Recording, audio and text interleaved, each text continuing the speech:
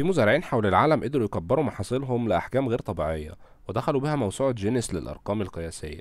تعالوا نشوف مع بعض أكبر الفواكه والخضروات اللي تم تسجيلها رسميا في العالم. رقم واحد معانا والمتصدر على القائمة دي هو قرع العسل. أكبر قرع عسل تم تسجيله كان وزنه حوالي 1200 كيلو جرام، يعني أكتر من وزن سيارة صغيرة. المزارع اللي زرعه استعمل تقنيات خاصة في التسميد والعناية بالنباتات علشان يوصل للحجم ده، وفعلا فاز بأكبر قرع عسل في العالم ودخل موسوعة جينيس. لما تسمع كلمة بطيخة كبيرة ممكن تفتكر واحدة وزنها 10 أو 15 كيلو، لكن هل تتخيل بطيخة وزنها 159 كيلو جرام؟ المزارع كريس كينيت من ولاية تينيسي الأمريكية قدر يزرعها وسجلها رسميا كأكبر بطيخة في العالم، وده يخليك تتساءل ازاي نقلوها أساسا. الجريب فروت معروف بحجمه الكبير أصلا، لكن في واحدة وصلت لحجم كرة سلة وبوزن 3 كيلو جرام، وهي من أضخم الحمضيات اللي تم تسجيلها على الإطلاق. كلنا عينينا بتدمع وحالتنا بتبقى صعبة لما بنقف نقطع البصل، لكن تفتكر ايه اللي يحصل لو كان حجم البصلة أكبر من راسك؟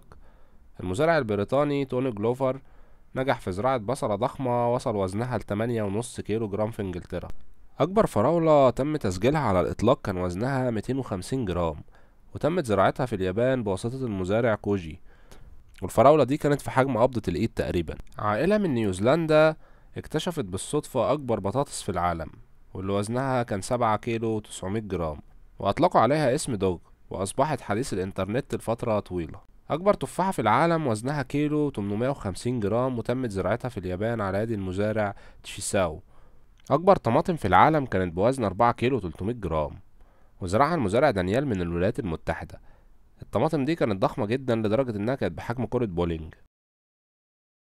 أكبر كرات تم تسجيله كان بطول 2 متر و100 سنتي، وتمت زراعته في ويلز في المملكة المتحدة بواسطة المزارع جاريس. الأفوكاتو هو فاكهة محبوبة جدا، لكن المزارع فيليب رويك من هاواي حطم الرقم القياسي بزراعة أفوكاتو وزنه 2 كيلو ونص. في انجلترا استطاع المزارع بيتر زراعة أرنبيط ضخم جدا وزنه وصل 27 كيلو ونص. أكبر ليمونة تم تسجيلها في العالم كانت بوزن 5 كيلو و200 جرام، وزرعها المزارع أهرون شمعوني اللي ما يتسماش في دولة اللي ما يتسموش. أكبر شمام تم تسجيله كان بوزن 118 كيلو جرام، وزرعه المزارع كريج في الولايات المتحدة.